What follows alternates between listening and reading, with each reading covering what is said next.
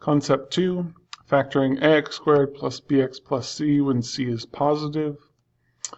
Alright, so we looked at guess and check to solve trinomials with a coefficient on the highest degree term. Alright, but it is sometimes really time consuming to do that, and so we're going to look at a mathematical way to solve these by separating this middle term into two separate terms so that we can factor this by grouping. Okay. Alright, so we are looking for two numbers. Okay, in this case I've got them as y and z. And we're looking for these two numbers who have the product equal to the product of our first term and our last term. So 15 times 8 in this case, which is 120. Alright, and a sum, so when you add them together, they equal the middle term. Okay, multiply the first term and the last term together to get the product. Those two numbers equal that. That means they could be these two terms. All right, those could be the terms that they are, but they also have to be added up to equal that middle term. Okay, so in this case, 15 plus 8 is 23, so that doesn't work. But 12 and 10 does work. 12 times 10 is 120, and 12 plus 10 is 22. Okay, so we have our two basically groups, our two kind of factors of our first term. Okay, and now we're going to break that middle term, that 22x, into two. Okay, we're going to break it into two that combined add up to the same thing. All right, so we have our 12x and our 10x, and from here we can go back and we can just factor this by grouping. Okay, 15x squared and 12x, the common factor is going to be 3x. Okay, 3x divided by 15x squared is 5x. 3x divided by 12x is going to be 4. Okay, 10x and 8, our common factor is going to be 2 plus 2. All right, 2 times 5x is 10x, and 2 times 4 is 8. All right, and you can see we've got the same binomial factor, so we can turn this into the product of two binomials.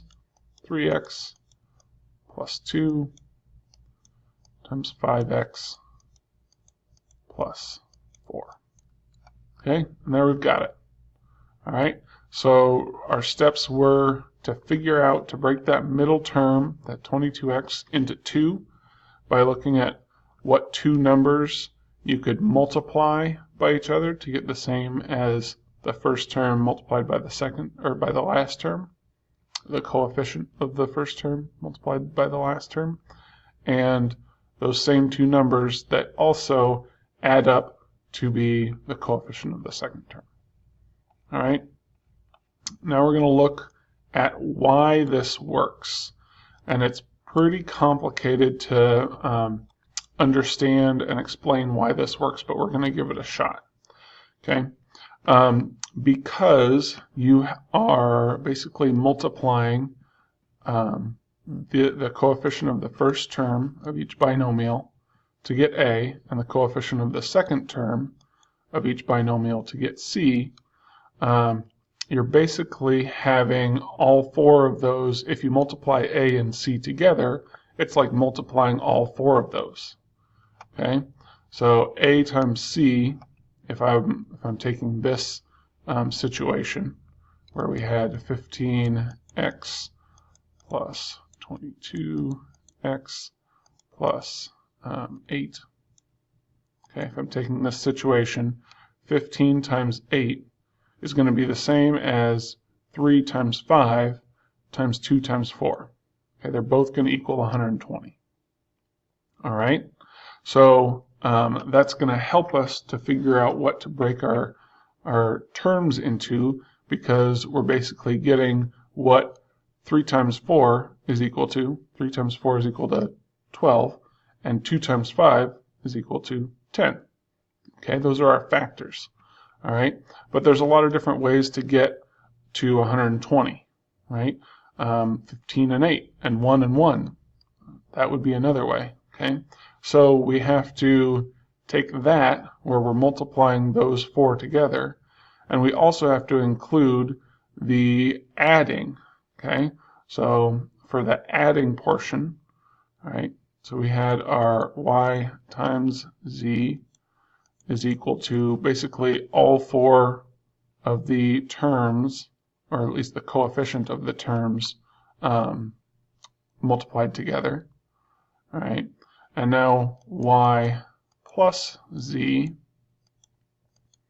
is equal to this term, right, my very first term, times my very last term, okay, plus my middle 2 terms, all right, multiplied by each other, okay, and that's basically the first term and the last term multiplied, and then added to the middle 2 terms multiplied. All right, and so we are kind of narrowing down our focus to get at our factors. Okay, and once we've done that, then we can break this into those 2 parts.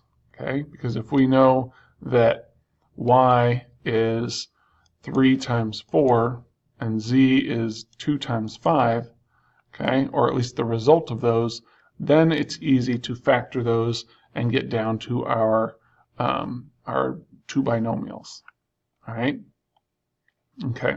And if you didn't quite follow the y, that's okay. It is one of the harder concepts to follow, but you do need to make sure you understand the how. All right. So let's do another practice one. Okay. So remember, we're looking for y times z is equal to this term, my first term, times my last term, so 6 times 20, and that's going to get us 120 again. All right, and then y plus z equals negative 23. And you'll see that in this case we've got a negative, but we still have a positive here. Okay, and if you remember from last lesson, if we have a positive on our last term, that means we either have 2 positives or 2 negatives within our binomials.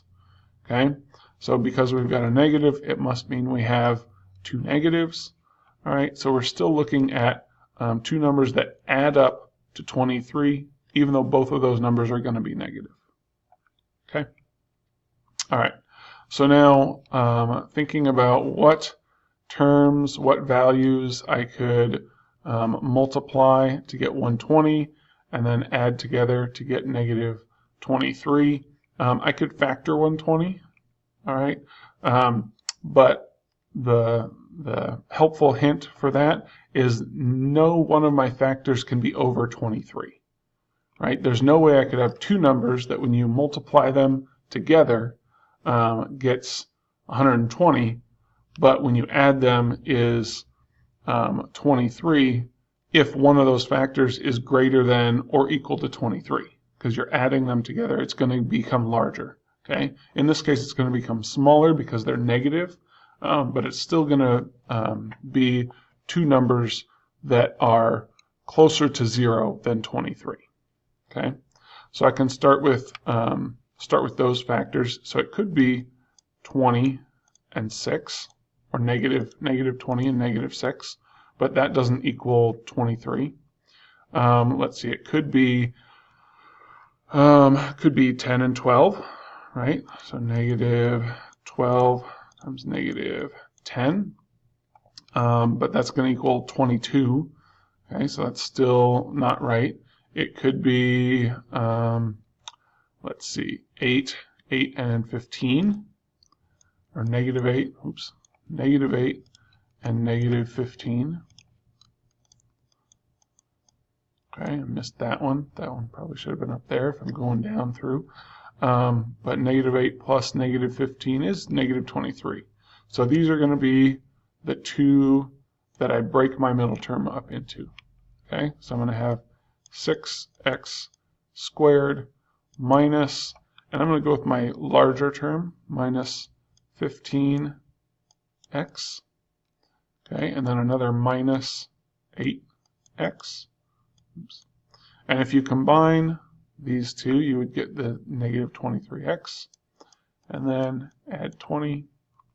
All right, and now I'm going to go ahead and do my grouping. Okay, grouping and grouping. Okay, this is plus. All right, so now I've got 6x squared minus 50. Oops, sorry, forgot what I'm doing here. So now I'm finding my greatest common factor, which is going to be 3x. I've got 3x. So 3x times 2x is going to be 6x squared. Okay, and 3x times negative 5 is going to be 15x. All right. And now I'm going to pull out a common factor, and because this first term is a negative, I'm going to pull out a common negative factor. Okay, and in this case it's going to be 4. So I'm going to multiply that by negative 4. Negative 4 times 2x equals negative 8x. And a negative 4 times a negative 5 equals a positive 20. Okay, so now I've got my terms I can combine. I've got 3x minus 4 plus 2x minus 5. Okay, oops, sorry, not plus, times 2x minus 5. I've got my two binomial factors, and I'm done.